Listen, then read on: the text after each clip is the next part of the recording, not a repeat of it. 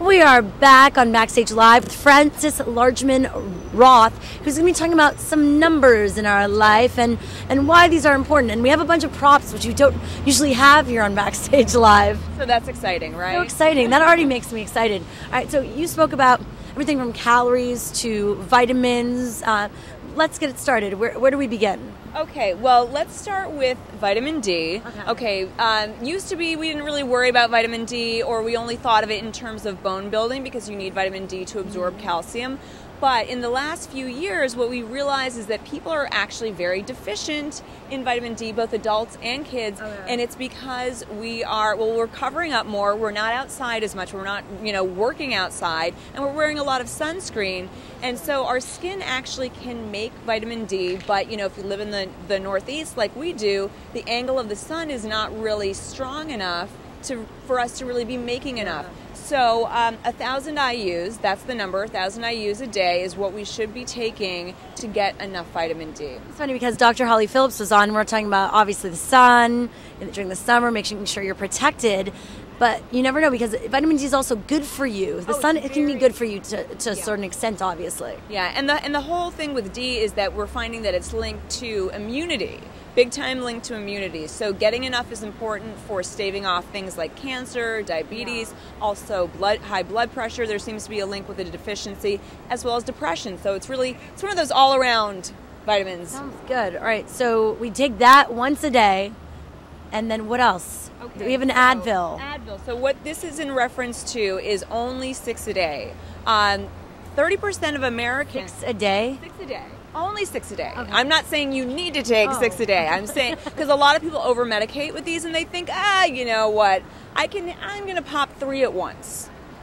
And if you do that over time, you can actually end up with an ulcer. You can end up with heartburn and all sorts of nasty things. Wow. So you really do need to stick with the recommendation. And then also don't self-medicate for longer than 10 days. If you have a pain that's ongoing, go see your doctor, check it out, because you're not going to actually fix anything by taking these. You're just going to relieve it for the time being. People get addicted to stuff like that, or like NyQuil, because, falling asleep, these are obviously things that are easy to buy, but you need to watch how much you consume of it. Absolutely, yeah. So, I think people think that if you are able to buy it over the counter, that it's absolutely safe. Now, you have to use it as recommended. Recommended, and you're here to tell us those recommendations. All right, sugar. I just stay away from this. Stay away. Do you stay away from the whole category? Well, I'm sure there's sugar in certain foods that you don't realize, but I try to stay away. So what do you stay away from, Shira? What do you? Are we going? All right, so we'll just talk about my. No, I try to. I love dessert. I have a sweet tooth, and I love food, but I will during the week or before shoots, which I have a lot of. I'll try not to, have the cakes or the sweets and all that. And I actually don't do sweet and low, and I don't really do sodas. Yeah, well, that's good for you. You're doing much better than most Americans. Yeah. Most Americans are getting, for added sugars, they're getting 30 teaspoons a day. What we should be getting is only 8 teaspoons. And when I say added sugar, it's not necessarily what you're pouring onto things. Everything from juice even. Like, people don't realize how much sugar juice has. Or even... Well, I'm not talking natural sugars. Oh, really? So what are you talking about? If you're having 100% juice, that's fine. I'm talking about your salad dressing has sugar. Yeah, or ketchup has sugar. Yeah. Bread. Many breads are sweetened. So you really have to look at the label and read it and look for those added sugars. And sometimes they can show up as molasses, high fructose corn syrup, just regular corn syrup. So... and then, of course, you don't also want to be adding additional sugar on top of food. Yeah. So look for things that are naturally sweet, like fruit. And if you're going to have sugar, you want that little sweet little edge to your food, definitely, would you recommend the Splendas and everything? No, actually, I wouldn't. Never mind. Well, that's why you're here. And you're the expert. Only 3 packets a day. So some people go, they say, all right, I'm cutting out sugar.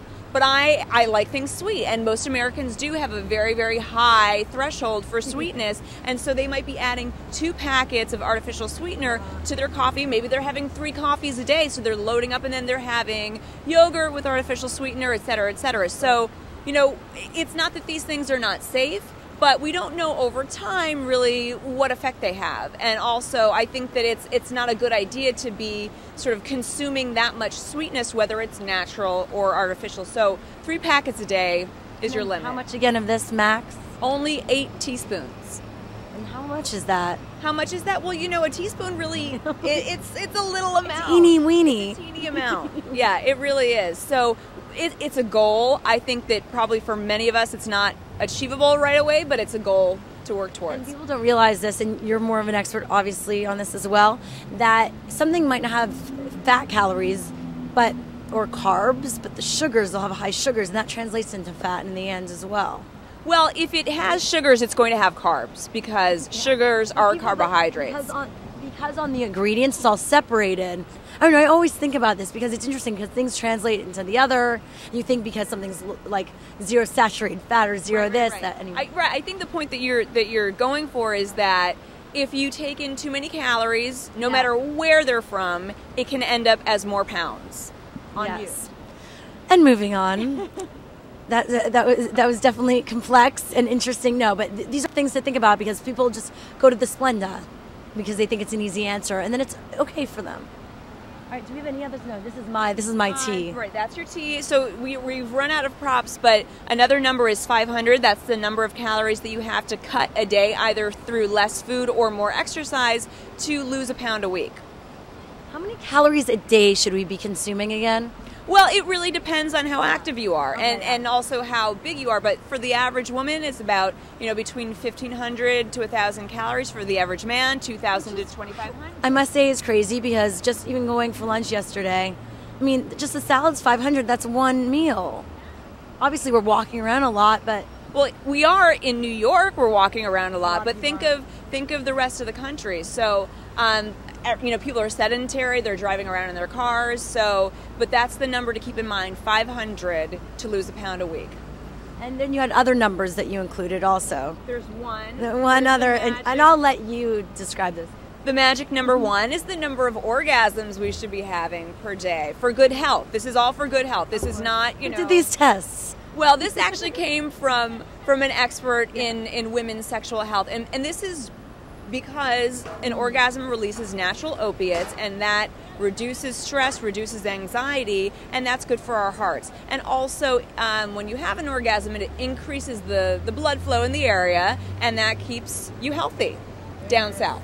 That was a good way to end the interview on a high note, on a high, happy note. Thank you so much for everything, and have a great weekend. Okay, great to meet you. Great to meet you, too.